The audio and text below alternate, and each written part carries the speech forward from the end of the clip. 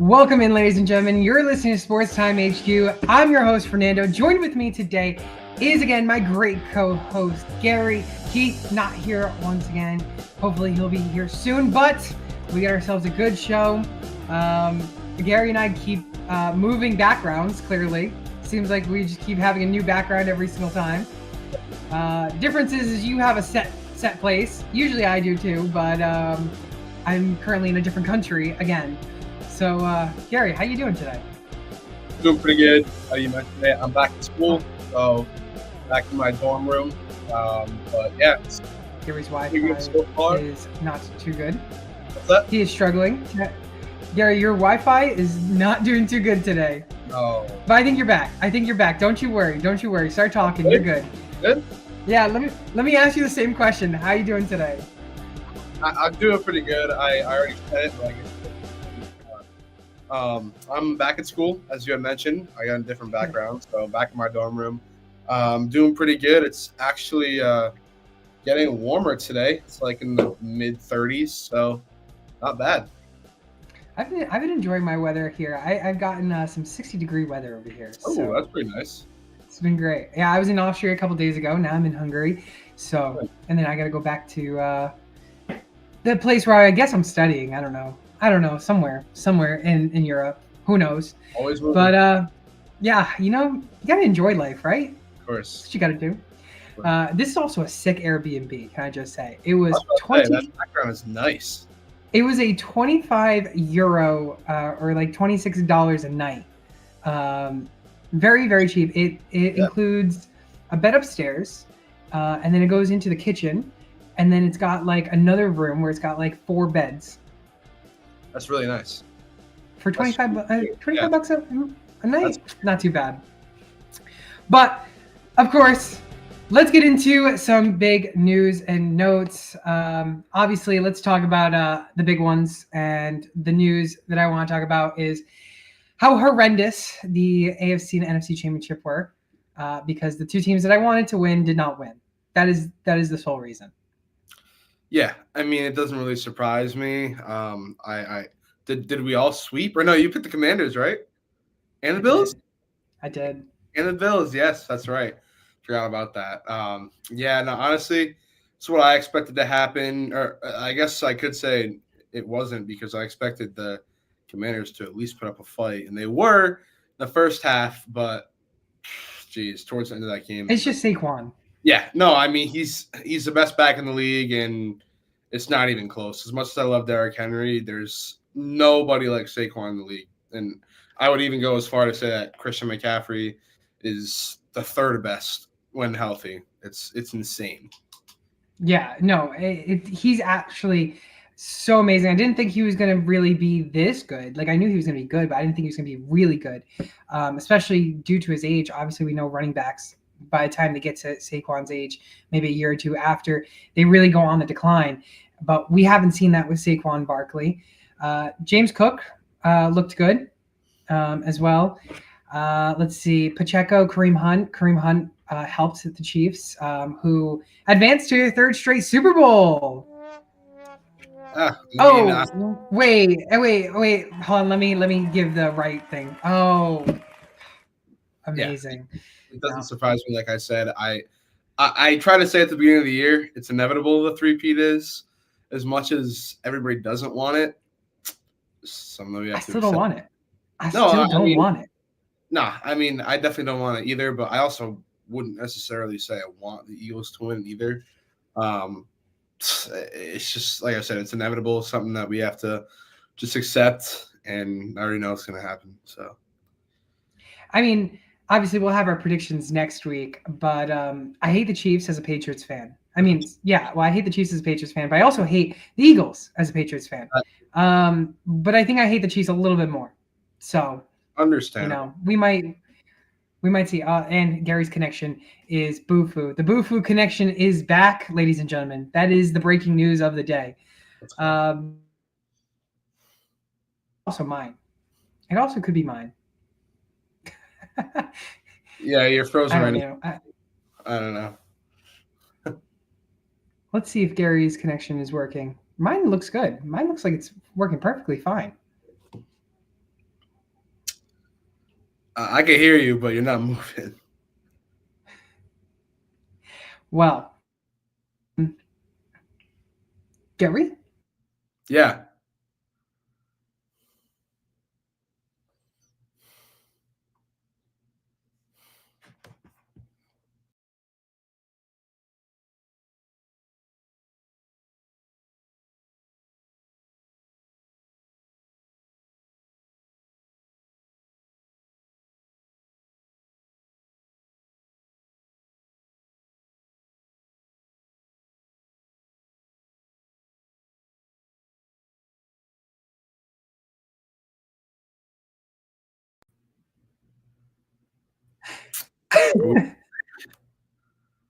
Well, it seems as if the Airbnb Wi-Fi does not work too good.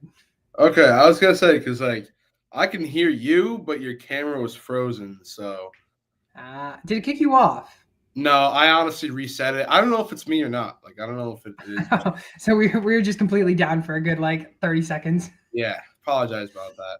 Yeah, I mean that's what a live show does to you. Yeah, I guess. Well, hopefully this Budapest Wi-Fi does not become more boo-foo as it is, because I have full bars. Mine says I have full bars, so I thought it was yours. Same with me. That's why I thought it was you, but I don't know. Listen, Something. this is why you're paying. This is why you're paying 25 euros a night. Yeah, You're not paying for good Wi-Fi, I guess. that too. Well, let's get into some other news, and that's the head coach carousel, of course. We already talked about Ben Johnson, Mike Vrabel both getting hired as head coaches. The Jaguars, they hired offensive coordinator Liam Cohen as head coach. He took the deals with the Buccaneers as the highest paid coordinator. And then all of a sudden the next day, Jags let go the former general manager for the Jaguars, Trent Falk. And then all of a sudden, a day later, Liam Cohen had no communication with the Buccaneers, and he was somehow visiting Jacksonville. On vacation, right? No. He ended up getting the head coaching position in Jacksonville, and they officially hired him. I mean, this kind of gives me Josh McDaniels with the Colts, but like reversed in a way. How he was going to take the Colts job, and then he stayed and went back to the Patriots. It's kind of the reverse. He took the offense coordinator role, then left and for the head coaching spot. Yeah, I mean, I think that this is something that we thought was a possibility of happening for Liam Cohen, but I feel like the way he just handled it was kind of out of the ordinary. I feel like definitely could have done it better. Could have been in communication with the Buccaneers better because apparently they had not heard from him all day, the day that he was in Jacksonville. So definitely kind of burnt the bridges there, I feel like. But Liam Cohen's a great offensive mind. We talked about him a little bit last week. I said that I brought the stat where the Buccaneers were like bottom 5 rushing team last year, and now they're a top 5 rushing team this year. So clearly he's got, some skill there. And I think that he, if anybody, can improve this Jaguars offense. But to the extent, I don't know, because neither of us like Trevor Lawrence. So, I mean, it'd be nice to see if Trevor Lawrence can do good with Liam Cohen as head coach. Sure. And here's my question to you, Gary. Obviously, they're going to keep Trevor Lawrence. That's the big answer that we already know. But the bigger question that we want to know is, after this year, if Trevor Lawrence, with a new head coach, does not succeed, is it time to move on? I think it is. Okay. I think it is. So I was curious. I figured it was kind of a good answer, like that you were going to give the same exact answer I was going to give. It's just time to move on from Trevor Lawrence. I would have been done with him after this year. But with the new staff, I mean, I guess you're going to have to give it a chance. Yeah. Let's go into the Cowboys. They hire what used to be their offensive coordinator, Brian Schottenheimer, as their new head coach. And Jerry Jones just loves to do Jerry Jones things. I think Michael Irvin hated the fact that Deion Sanders wasn't even given really a chance. And I agree. I think Jerry Jones sucks as a coach. That's just plain out simple. And I think everybody agrees with that.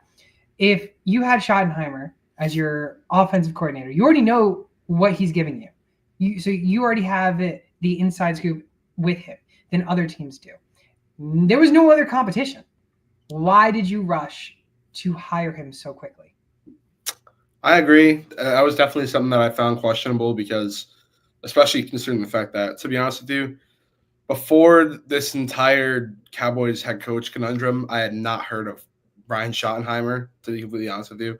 I had no idea who he was, and I watched a lot of football, so that definitely says something. And I know that a lot of Cowboy fans are, and even people in the Cowboys front office outside of Jerry Jones, because he's his own person, um, Mm. don't like the move, or maybe are at least very hesitant to make the move because they are worried about the lack of head coaching experience, which is none, by Schottenheimer. So we will see what happens there. The Cowboys are always going to just be in this revolving cycle of being good enough, but not good to where they can win the Super Bowl.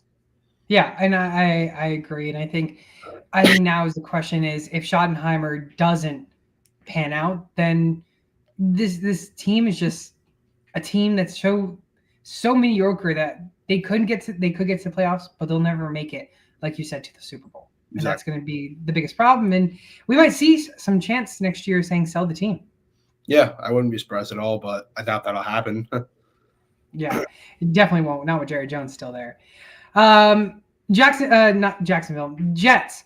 They hired Lions defensive coordinator Aaron Glenn as head coach. I mean, we already talked a little bit about Aaron Glenn before, and just like moments either within 24 hours after the show last week, he got hired for the Jets. And I think you and I both said this was a perfect fit for Aaron Glenn because he's a defensively minded coach.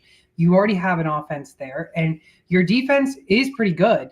And I think the defensive coordinator coming in with a defensive minded approach, I think is just a perfect fit. And the Jets need to do something because if you're going to have Rodgers there still. Yeah, I certainly agree. I mean, you saw what the Lions defense looked like when he was there.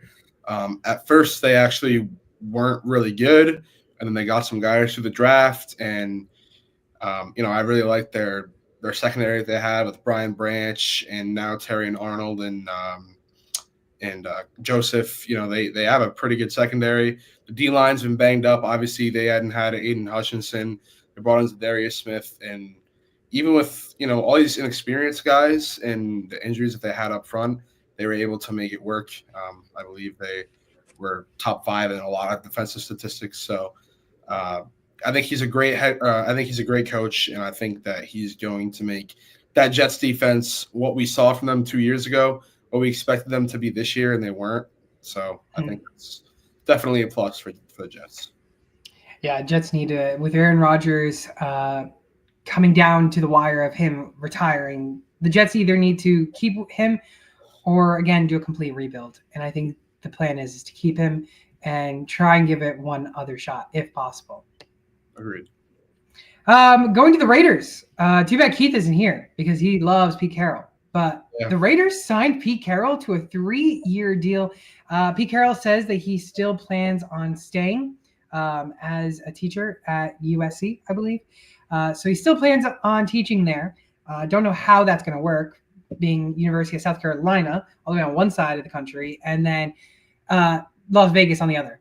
So that'll be interesting. I'll ask you about him as a head coach, what you think about him going to the Raiders, but I also want to ask you, with a possible free agent that was in Pittsburgh, could there be a reuniting party with Russell Wilson?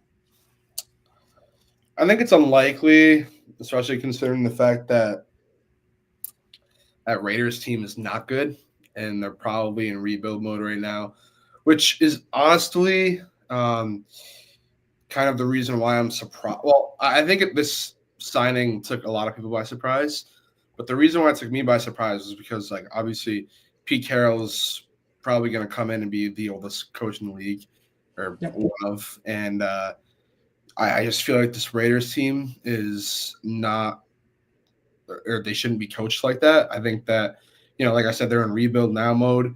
And of course, Pete Carroll is a Super Bowl winning coach. He'll go down in history as one of the better coaches that I've ever seen. But, there comes to a time, I feel like we saw with Bill Belichick, the game that you like to play just isn't there anymore. We'll see with Pete Carroll because he was actually an offensive mind as well. So maybe he can help out that Las Vegas team, but I don't know. I don't think they're going to be great, but he's there for a few years, so we'll see. Yeah, I mean, where's the Raiders in the draft? Are they 2, No, 4, no, or are they're they after they're like 7 or 8? yeah, 7 or 8, something like that. Yeah, They might trade I up was. though. They might trade I, up to 1 or if 2. they get Russell Wilson, say for instance they do get Russell Wilson, I honestly wouldn't mind getting like Travis Hunter, Hmm.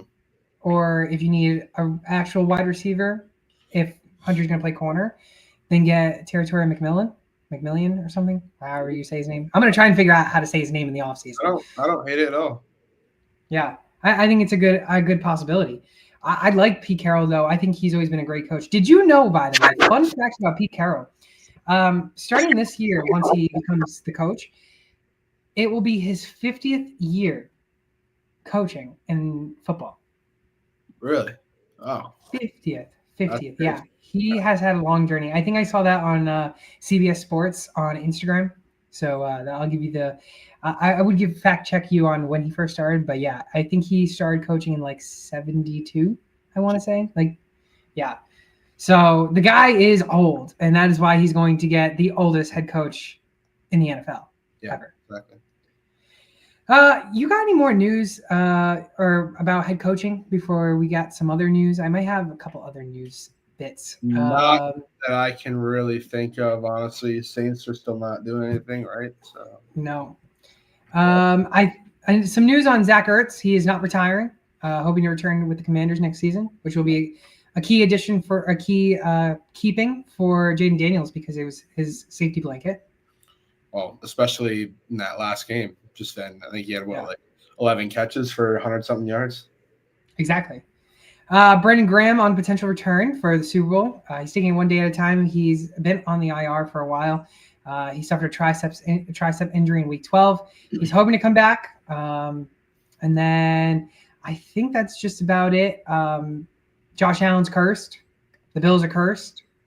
The Eagles are flying high. And I think we're all rooting for the Eagles. Chiefs Kingdom. Oh, man. Oh, man. Yeah, I mean, we'll see. We'll see. We got our fantasy draft next week. And, of course, we got our predictions next week. But let's get into a big segment, and that is the 2024 fantasy football winners and losers. And I think my connection's about to go boo-foo again. Oh, I think it is. it's going good for a while. Take it away, Gary. Okay. Well, yeah. So we have our fantasy winners and losers today. Obviously, as you can tell, Fernando is having some technical difficulties. So I will start with mine. We did one player each for each position: one quarterback, one running back, one wide receiver, one tight end. Like I said, for both winners and losers, I will start out with my fantasy winning quarterback of the year. I'm going to say Joe Burrow. You know, as an NFL fan, you think, now why would you put him as a fantasy winner? Because, we all know Joe Burrow is probably a top 3 usually quarterback in the league. Well, he is being drafted as low as quarterback 10s in drafts. And he had a phenomenal season this year, finishing as the quarterback 3, averaging 22 points per game. I think you have to put him here. I don't think anybody really expected him to go this crazy with Jamar Chase, but he did. And like I said, finished as the quarterback 3, was being drafted in that 8 to 10 range. So I think if you drafted Joe Burrow, you got him probably relatively late, and you're very, very happy. Yeah, I loved Joe Burrow, and I tried getting him in a lot of leagues. I have a friend in one of my leagues who likes to overdraft him because of the fact he's always been a Joe Burrow believer. And I mean, his overdraft pays to his success because of where he finished as a QB3. I mean, this guy was playing lights out, like you said, with Jamar Chase, T. Higgins, and Chase Brown being a pass catcher. I mean, that also helped him in the pocket as well if he needed to dump someone off, the ball off to someone. So I love this. I love this Joe Burrow pick. One of the best. I'll go with my guy, which, the Cleveland haunt just continues on rolling around. My guy is Mr. Former Cleveland Brown, Baker Mayfield. His ADP was QB 21. He finished just after Joe Burrow as a QB 4, overall 4. And I mentioned at the beginning of the season that this is going to be the guy who we saw do really good last year, and he was going to again contribute to producing once again.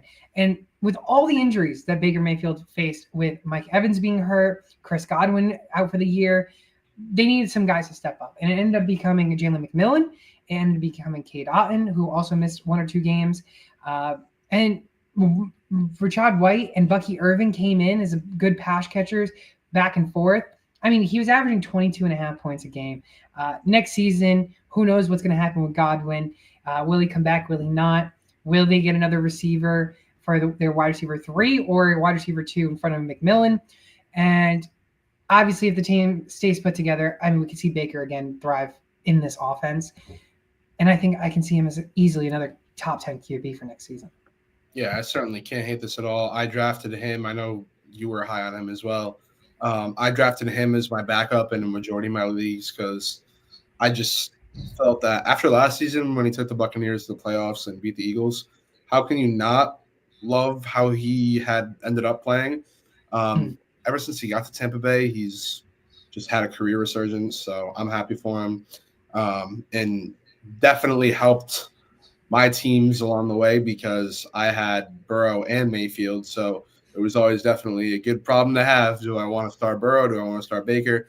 I was in good hands no matter what. But yeah, Baker was one of the best quarterbacks this year, both in general and value-wise.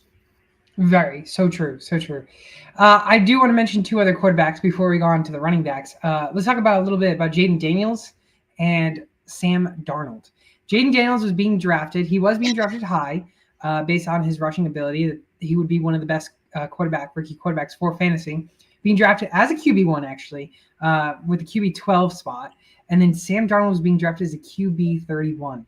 So Jaden Daniels finished at number 5. And Darnold finished at number 9. Yeah, I mean, talk about value right there. I know Jaden Daniels probably the guy that Keith would have talked about had he been here. I wasn't. I'll be completely honest with you. I missed on Jaden Daniels. I did not think he was going to be nearly this good. I thought he was going to be serviceable, but that was kind of the limit that I thought he was going to be at. But he's completely proved me wrong, so I'm totally fine with admitting that. And he is an absolute star. I love him now. He reminds me so much of just like a mini Lamar Jackson, to be honest with you. Yeah. He plays just like it. So I can't say anything else about him. Sam Darnold started the year on fire with the Vikings. I believe he was like quarterback like 6 or 7 the first half of the year. Kind of slowed down a little bit towards the mid and end, but all in all, throughout the year, he was really good. And I remember that people were talking about him possibly being the MVP of the NFL. So that's crazy to even think about. But yeah, wild to think that he could have been MVP. My bigger question, because obviously we know Jaden Daniels, Joe Burrow, and of course, not Sam Darnold, Baker Mayfield.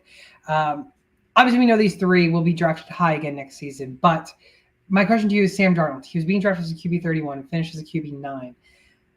Next year, if he stays in Minnesota, is he still a top 10 quarterback? I'm going to say no. Top 12? Say 12 to 15. Okay. And now if he leaves Minnesota and he goes to a random team that we don't know, are you still drafting him between the 12 and 15 range? No. Really? Definitely slightly worse because... Like a 15 to 18 range? Because let's be honest, I mean, or maybe even the 20s, because let's be honest, like that Minnesota offense is loaded. And I'm not the one to say that, like, quarterbacks get made by what's around them because, there was a stigma around Purdy and Goff that was kind of what their careers were looking like once they got all these guys. I don't believe in that, but at the same time, you definitely can't just overlook it.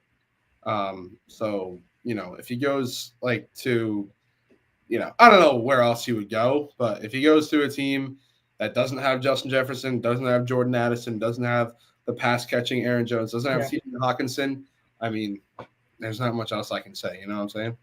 Yeah, I completely agree with you. I do not agree with you though on where to be drafted in the 20s. Maybe I think a good range is drafting him as a QB2 in that 10 to 20 range in a way. But I think I would push him more for like a QB12, Okay. QB13. Again, depending on where he lands. I mean, say he goes to the Raiders, we could see him as a QB19. But I think that's kind of his floor, I would say, in my opinion. But again, we could easily see him be irrelevant next season. Right. Exactly. Yeah. Uh, Jaden Daniels, Sam Darnold, Baker Mayfield, Joe Burrow, some of our fantasy quarterback winners. Let's go into the running backs. And while I still have Wi-Fi still working, I'll start with my guy, with Chuba Hubbard. This guy was being drafted as the RB43, and he finished as the RB14, 43rd overall. So obviously he was being drafted as the RB43. He finished out of all the players at 43. He wasn't supposed to be relevant this season. That is why his ADP was so low. And that's because Jonathan Brooks, who was being drafted higher than him, was a rookie running back coming out of the NFL, coming out of the draft. He was supposed to be this next big thing. He was one of the first running backs off the board in the fantasy draft, being drafted as the RB35. He had to miss the first 6 weeks after having a torn ACL in college. And then all of a sudden, with the setbacks that he was having, Hubbard took advantage of it. And he never gave up that starting role. And that is why he got a solid extension with the Panthers. I don't expect, though, the RB14 with him. I think if Brooks is going to be 100% next year, we could see a split workload between the two. But I would not be surprised if Hubbard still finishes within the top 36 running backs. And that's a big chunk difference versus the RB14. No, I certainly agree with that. He was a stud this year, just like he usually is when he's the lead back. A lot of people, I was one of them included, thought that Jonathan Brooks was going to come back from injury and just immediately pick up from where he left off at Texas. Didn't happen like that. Just was an injury-riddled year. I could see by you laughing that your Wi-Fi is out again, so you probably don't even know what I'm saying. But yeah, no, Chuba Hubbard definitely came onto the scene and was a great, great, probably waiver wire pickup, or if you ended up drafting him late because you had some thoughts about Jonathan Brooks' injuries, you did well there. So congrats on that. Now, as for my fantasy running back, you already heard me talk about Joe Burrow as my fantasy winning quarterback. I'm going to pick his teammate Chase Brown as my fantasy winning running back.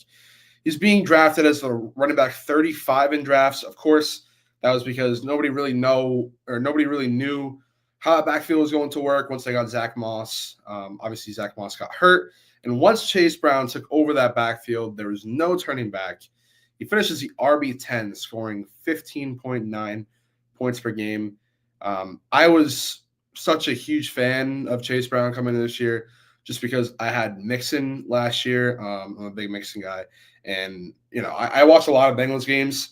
They used Chase Brown a ton when Mixon was there, just as a nice little backup piece to him. And they didn't have to use Mixon. And honestly, he was so efficient. I loved what I saw from Chase Brown. I had a feeling that it was going to come out again this year once he took over the backfield, and he did, like I said, and finished as the RB10 with 16 points per game. So great season for Chase Brown. If you had him or ended up trading for him at the trade deadline, then I know you were happy. And yeah, you're back. I am back. I'm guessing you did my whole entire spiel of him work out or no? Yep, you were good. Oh, okay. That's all I wanted to know. You mentioned Chase Brown, right? Mm-hmm. All right. Well, Chase Brown was obviously Keith's guy at the beginning of the season. Don't know if you mentioned that. That was his prediction of the player that would smash his ADP. Again, like you mentioned, Chase Brown being drafted so low that, I mean, Keith was getting him in all the drafts that we were getting, that I was in with him. But I love to see Chase Brown really look good in that offense. That offense looked really good with him. And I think this is a guy who, again, is going to be drafted as a solid RB2 next season, in my opinion. Yeah, I agree.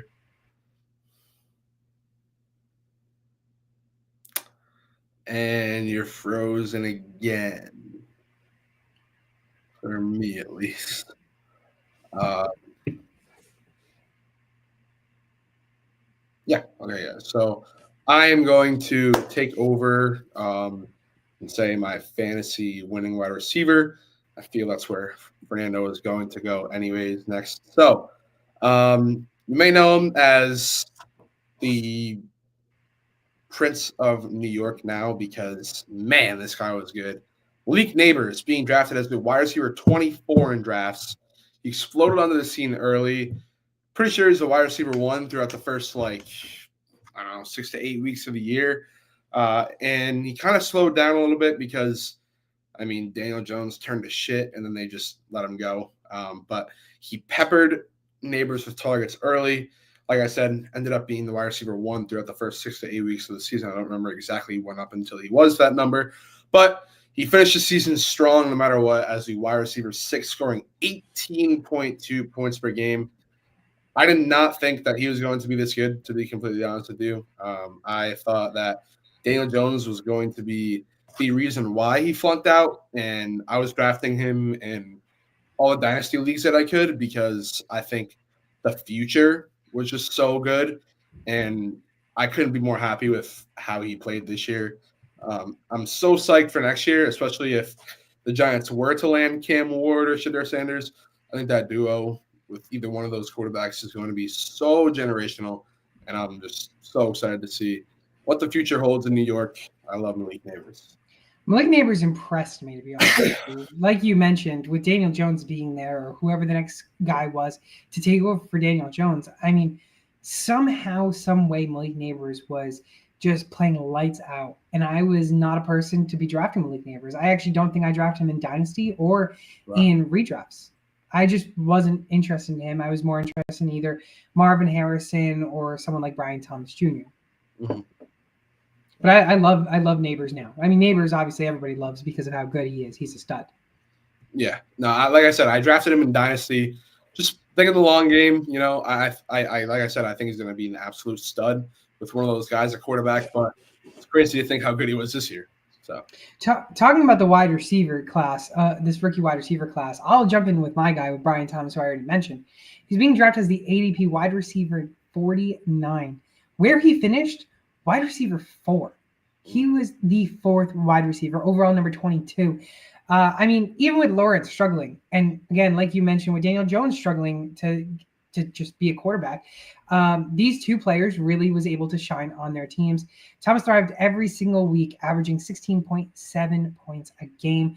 I mean, look for him to continue to produce. Now, I will say though, if you're drafting him next year, wide receiver 4 is going to be hard to come back to, especially because of how talented all these wide receivers are.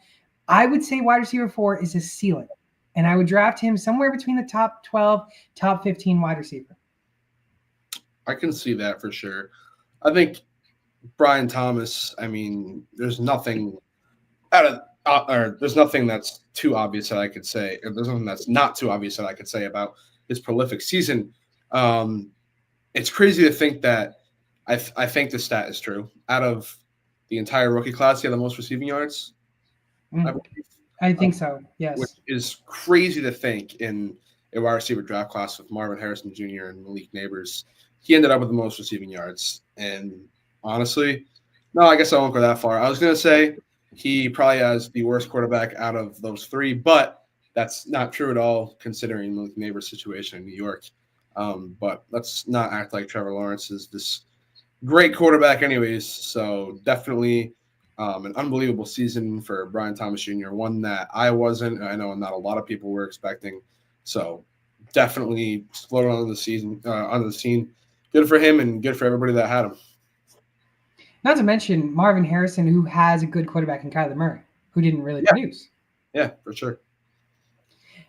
Circling back to the running backs real quick, did we talk about Christian McCaffrey?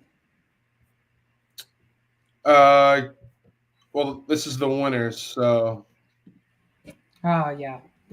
Well, we Christian may McCaffrey isn't a winner. A little bit. Maybe Christian McCaffrey was a winner. Was he? I don't know about that. He was the winner of being the most number 1 overall pick draft player. Yeah, that's probably true. Yeah, you're probably right. Let's go into our tight ends. And I'll start with my guy, Jonnu Smith. I mean, this guy, breakout season. Tight end 24, he was being drafted, finishes as a tight end 4, overall 56. Guys like Benson Knott, Luke Musgrave, Taysom Hill, they were being drafted ahead of Jonnu Smith. And I mean, this guy didn't do that great when he was in New England. This guy had one breakout season this year with Miami. Prior to this season, his best finish was tight end 16 in PPR leagues, which was back in 2020 when he was on the Titans. He scored 11 plus points in 11 of the 17 games that he played. The outlook for him that I have is the opportunity to return to Miami is there. And if he does go there, I wouldn't overlook him in fantasy. But especially also if Tyreek Hill is out, then that gives just more opportunity for Jonnu Smith. But if he is not there, I would significantly lower his stock. I think he's a guy that needs to make sure he isn't being overhyped. But again, also not overlooked. He'd probably be drafted, in my opinion, somewhere between the tight ends 10 and tight end 16 for next year. And that is if he goes to Miami, if he stays with Miami. If he does not stay, I could see him more of a tight end 15 plus. You see, I'm going to disagree with you. I'm going to say that I think he needs to be drafted as a top 10 tight end.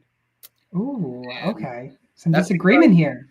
That's because when I saw him in last year with the Falcons, when he had more targets than Kyle Pitts, he was substantially the better tight end. He showed so many flashes of how good he could truly be as the tight end 1 that we honestly all should have seen this coming when he ended up in Miami. Yeah. Because, like I said, he had shown so many flashes in Atlanta. I don't remember how many games there were, but I'm pretty sure he had maybe a game or two where he went over 100 yards or he caught 2 touchdowns or something like that.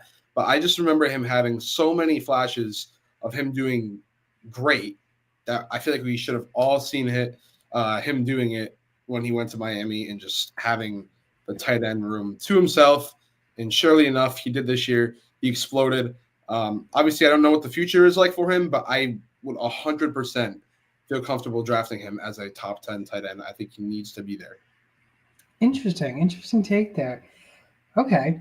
Let me look at who else finished top 10 for tight ends. Because obviously, right outside the top 10 was David Njoku, Cade Otton, Hunter Henry, maybe. Are you putting those guys below Jonnu Smith still? As much as I love Njoku, Kyle Pitts? I would put everybody but Otton under him. Wow. Okay. Interesting. I guess we'll have to see for next season. Yeah. Let's talk about your tight end winner for fantasy managers. Who is it? Yeah, I mean, I feel like there's no more clear and obvious answer for a fantasy winning tight end than Brock Bowers himself. I mean, let's be honest. I'm pretty sure he was being drafted as the tight end 12, which is the last starting tight end selected off the boards for 12-team formats. I don't think anybody was necessarily expecting him to go this crazy. He finishes the tight end 1, averaging 15.5 points per game. I liked him coming out of Georgia. I liked the landing spot because, they had Devontae Adams at the time. But besides that, Jacoby Myers is solid for sure, but there wasn't too much competition for targets, especially once Devontae left. So I loved it, but I didn't think he was going to be this good. I really didn't. Like I said, he's being drafted as a tight end 12. Finish as the clear-cut tight end 1. I mean, guys that were going as a tight end 1, like Travis Kelce, Sam Laporta, TJ Hawkinson, he would have been there if he wasn't injured. He did better than them all, and it wasn't close. So I think when we're talking about a league-winning tight end, I think he's got to be the answer. And I mentioned this in the offseason last year. I said that I think Brock Bowers, personally, is a better prospect coming in this year than Kyle Pitts ever was. And everybody was so hyped on Kyle Pitts. I wasn't so hyped on Kyle Pitts.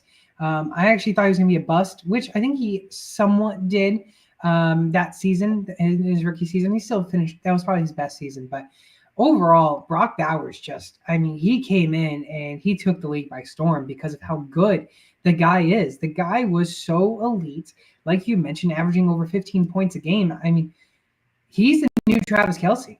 Yeah, it really is. And I hope he can stay and produce like he is. Yeah. Let's go into some of the fantasy losers of the year. And I'll start with my guy who I have been hyping so much since he's come out of college, and that's CJ Stroud. Unfortunately, stats don't lie. He was being drafted as a QB5, and I drafted him everywhere I could. And there had to come a point in redraft leagues you have to drop him. You have to drop some big name players, and he finished as a QB 18 on the year. Sad to see that he was in a second year slump. He did face a lot of key receiver injuries with Tank Dell and Stephon Diggs. The O-line was a struggle, and people had too much high expectations with him, and including myself. But the guy will go down next year in drafts because of where he finished this year. But I think he should still be drafted around the top 12 quarterback position, which is exactly where I could see him finishing next year. I think he's going to be fine. Obviously, you can't, just throw this season out the window. It was not great at all. But I think once his team's fully healthy, he's going to be okay because, he's dealt with their offense has dealt with a ton of injuries. It happens all the time to teams, but that doesn't necessarily 100% excuse his play this year. He really wasn't good, and it's unfortunate for me to say because I do love him. But sophomore slump, definitely an understatement for this year. I think he's going to come back and be just fine. Yeah. Okay. Yeah, I hope he can come back and be fine. I hope he can still be like a top 7, top 8 quarterback. But I think he'll definitely move down in drafts. Yeah, for sure. Who is your fantasy quarterback bust loser of the year? My guy is a guy that people may have thought was more deserving of the Rookie of the Year award had he had stayed healthy last year over Stroud. It's Anthony Richardson. Again, a lot of his season was disrupted by injury. But for the most part, when he was playing, he wasn't really living up to that hype when he was being drafted. He was being drafted as QB 5-6 range, majority of drafts.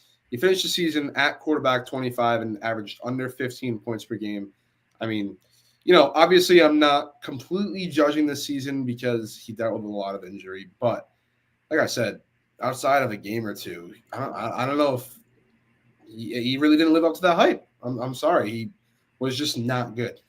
So Preach to the choir, because I was saying this last year that he would be a fantasy bust. Yeah. And I'm going to go back and I'm going to go watch that video that we posted because I mentioned he was so overhyped that the QB5 was outrageous where he finished. I mean, I thought he could finish as maybe like a top 12 quarterback, like a 12, 13 range, 10 to 14 in total.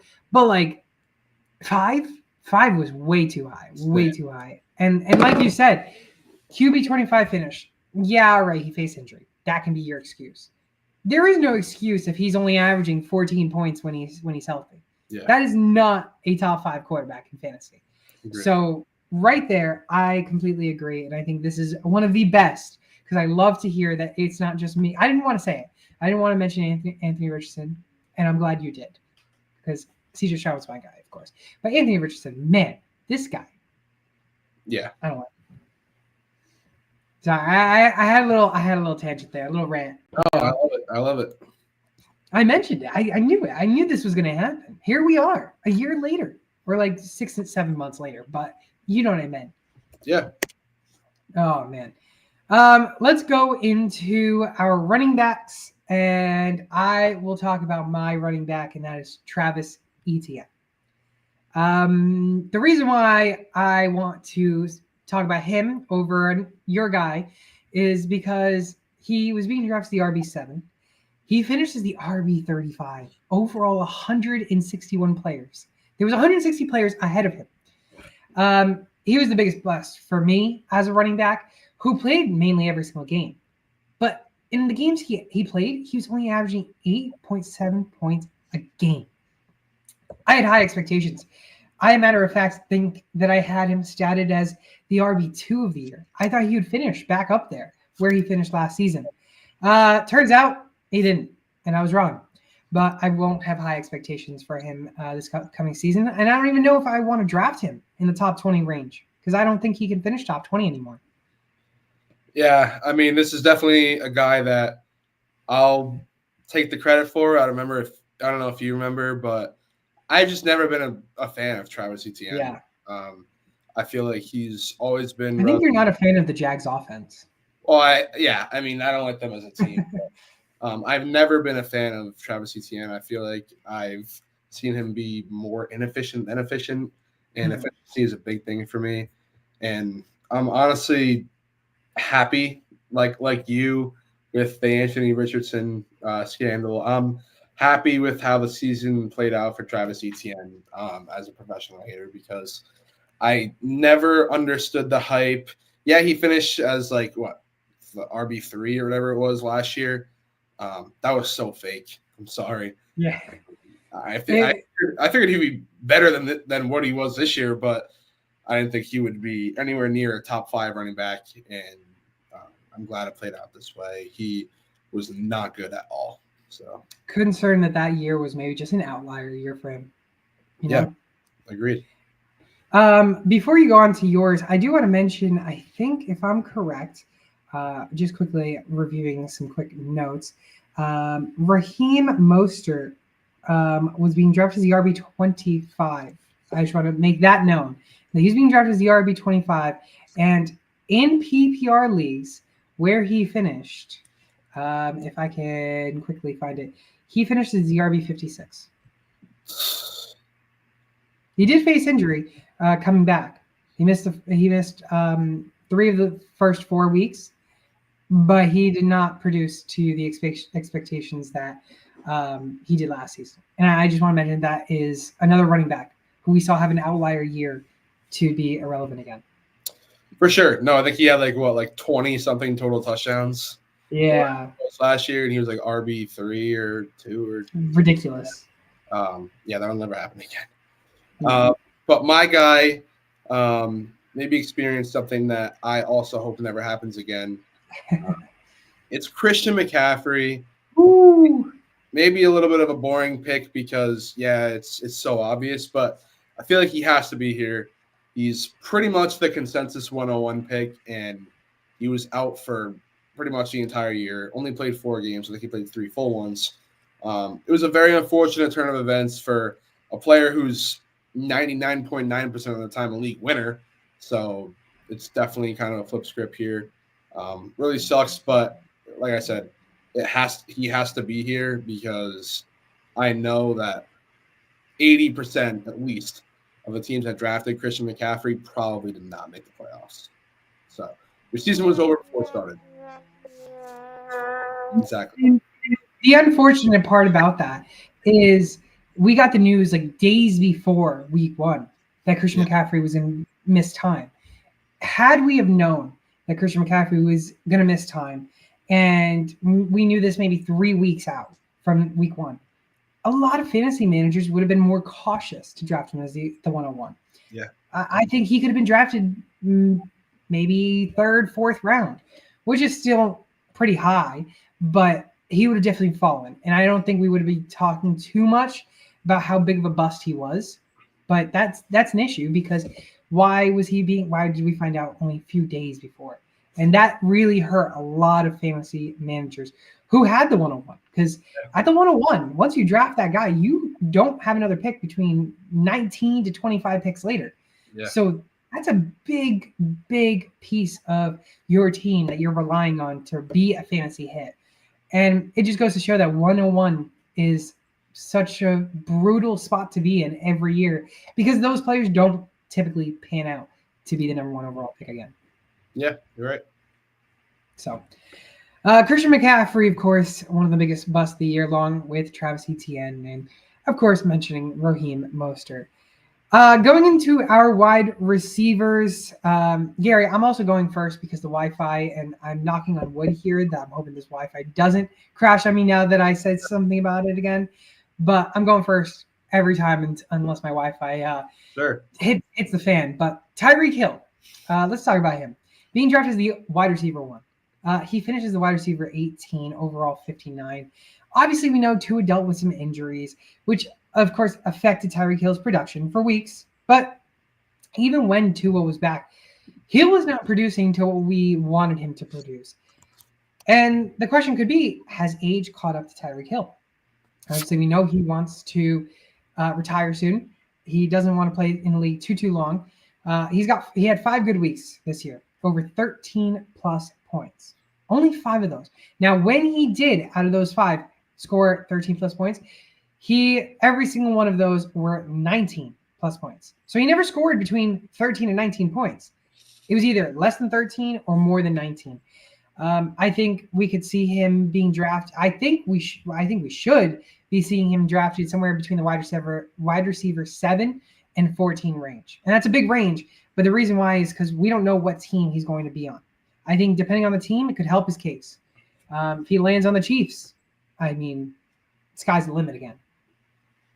Yeah, no, that would definitely be an unbelievable reunion. But yeah, I mean, Tyreek Hill, when you talk about a bust player, he's a definition of it because you see him week 1, you get all hyped. I think, like 7 for, I have it right here. 7 for 130 and a touchdown versus the Jaguars. Week 1, you're feeling great. Then week 2, he comes out 3 for 24. And you're like, okay, whatever. It was a dud week, right? That's what you think. He didn't put up 70 receiving yards in a week after week 1 until week 7. And didn't catch a touchdown besides week 1 up until week 9. So that is absolutely a terrible chain of weeks. And I was looking at him as a guy that I might want to target come the trade deadline. I'm so happy I didn't because majority of the year he just didn't do anything. He caught 6 touchdowns. I'm surprised he had that many because I really don't remember him having 6 touchdowns. I mean, he did pick up towards the very, very end of the season, but at that point, those fantasy managers who had Hill probably either wasn't in the playoffs or just lucked out. Yeah. So, it stings to see Tyreek Hill being a bust, but I mean, when you're wide receiver 1, you're expected to finish in the wide receiver 1, or if not, at least the top 3, top 5. Yeah, no, I completely agree with that. Who is your guy, Gary, that I think was one of the biggest hype people of the year? Yeah, leading up to the start of the season. Let's make that clear.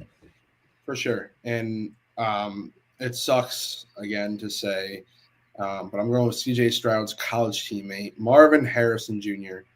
Man, this guy was so good. I loved watching him at Ohio State, and once he got to the league, I thought he was going to just come to fruition immediately. That just didn't happen. Showed some sparks here and there.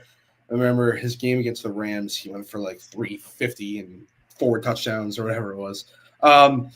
But outside of that, he really didn't do anything.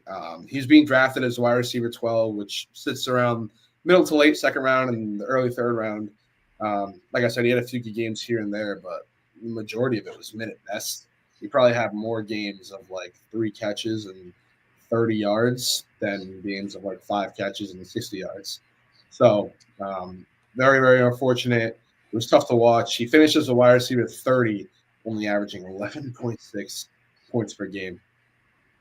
Yeah, and I think that's the thing we're going to have to see next year, whether or not he can produce. Because, yeah, you can have a first-year slump. Maybe you're still learning the offense and whatnot. And Kyler's still trying to recover from the ACL that he dealt with the year before. Maybe you can make those 2 excuses, but a guy that was being drafted so high, you need him to produce up there in that elite stage. So I want to see what happens next year. I might not go for Marvin Harrison, and I think as much as I was big into Marvin Harrison, I think that's going to be a lot of people's takes on it. That maybe Marvin Harrison isn't the guy, and I think we're going to see Malik Neighbors go ahead of him. We're going to see Brian Thomas go ahead of him. Maybe, I'm pushing it, but Jalen McMillan, if Chris Godwin is gone. We'll see. But that's what I'm saying, though. Like, I mean, he's going to drop a lot. Yeah. So, I mean, I'm curious to see what's going to happen with how the draft will form. But we are talking about a lot of rookies. Mm-hmm. A lot of rookies. Let's go into our tight end fantasy losers. I'll talk about my guy who I mentioned a little bit earlier in Kyle Pitts. And Gary talked about how Jonnu Smith did better than Pitts did last year. And Jonnu Smith ain't there no more. And he was being drafted as the tight end 8. He's going to be a number 1 tight end league guy. He's going to be great. Go draft him. No, it's just not going to be the case. This guy was the biggest hype man, but the biggest hype bust ever in tight end football. He finished as a tight end 15, overall 158. There was high expectations. Again, the reason why is because, Atlanta's got a new head coach. It's Raheem Morris. New quarterback in town, Kirk Cousins. Again, Pitts he didn't break out. Best finish he had was his rookie year in 2021, where he finished as tight end 6 in PPR leagues. And again, that year, everybody was so hyped in the years after, and he was being drafted as like the tight end 3, I think, the year after. I don't think he's a guy that should be drafted in the top 10, not even top 12, 13. I think he probably will still, because people want to still give him a chance. Maybe Michael Penix will be the next guy to try and get Kyle Pitts to do really good. I don't know. But I think this is a guy that needs to be heavily reconsidered on the tight end value. And I think he should be drafted somewhere between the 13 and 19 range. No, I certainly agree. We talked about him earlier. It's just a guy that people fall for year after year. And I got to say it, man, at some point we, as a community, just have to put the foot down and say, what? No more. Like, honestly, I don't remember what year he was, 2020, 2021 draft. 2021. Yeah. Or 2020, technically, into 2021. Right, yeah. So, crazy freak athlete coming out of Florida. Everybody loved him, as you had mentioned. And I completely understood it, but, he's put up like 3 super, super mid at best seasons in Atlanta, and it just has not worked out. So I think as a community, we have to put our foot down and say, you know what? Not drafting him to the later rounds, at least. Yeah, and I completely agree. I really hope that, by all means, draft him high, but if I'm in your league, by all means, I'll take that free pick that'll go closer to me to get my guy that I want. Yeah, agreed. Let's go to the final player of the day. Your tight end fantasy loser of 2024, Gary. Take it away. Yeah, another unfortunate one here. I think you were a big fan of this guy here. Advocate. This guy was going to finish tight end 1 this year. Yeah, I do remember that. He had an explosive rookie year last year. Lots of people expected him to follow it up this year. Sam Laporta, Mr. Tight End 1 of last year, but did not do it again. I believe he dealt with some injury here and there, but still played 16 games. All in all, though, just failed to maintain that tight end 1 status that he had last year. Finished the season as tight end 8, so it wasn't awful, averaging 10.9 points per game, but definitely wasn't tight end 1 numbers like he was last year. I'm looking at his by game stats. In his first 12 games of the season, he only had 3 that were 15 or more points, and not a single one of them was over 15.6. So, that's so I sad. mean, you look at that, and it's like not at all what he was last year. Yeah, Laporta being drafted as the tight end 2 of the year. I mean, you want him to finish up there. And you could say tight end 8 isn't really a bust, but in the tight end world, it kind of is. Especially if you think wide or tight end 1, it is. Yeah, 100%. I mean, from tight end 1, if I can pull up the stats real quick, from the number 1 tight end, which of course was Brock Bowers putting up 262, to Sam Laporta 174, there's almost a 100-point difference from tight end 1 to tight end 8. Exactly. So, and there's a 5-point difference of average per game. Right. So there is a big difference. And I think that's what people have to realize, that top 5 is really who you want in drafts. And again, you can get some big name guys and take some dart throws and hope they hit, like a Jonnu Smith for next year. Yeah. So, Gary, you got anything else? Nah, man, I think we covered it all. We're going to talk about our predictions and our fantasy draft out of the three of us next week. So I think we've done it all pretty much. We very much did. And we got through the terrible Wi-Fi connection here in Budapest. Yes, we did. If you haven't done so already, go to trophysmack.com/sportstimehq. Go get yourself a trophy ring or belt or some merchandise from Trophy Smack. If you're looking to get some good deals on it, they got some good deals on the site right now. If you go there, again, trophysmack.com/sportstimehq.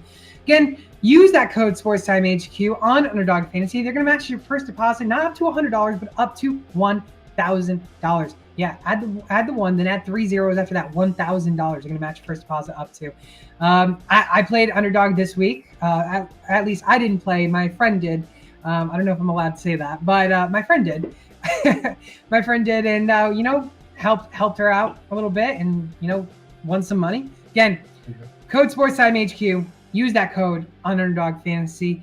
Hopefully Keith can be here next week so we can get the draft going for the Super Bowl. Again, it's a Super Bowl show next week. We'll be talking some biggest disappointments of the year of 2024. It's going to be another great show to cap off the 2024 season. And as we get ready for the Super Bowl rematch of 2022, I believe, with the Chiefs and the Eagles, who will win? Well, we got to wait after the Pro Bowl week. Yeah. So, again, go follow us all over social media. Go follow Keith all over social media at SwampDonkey_90. Go follow my co-host Gary all over social media at GDPicks. I'm your host, Fernando. We'll see you all next week on Tuesdays at 12 p.m. Eastern. We might change it, so be on the lookout on social media as well on that. But again, I'm your host, Fernando, and you're listening to Sports Time HQ.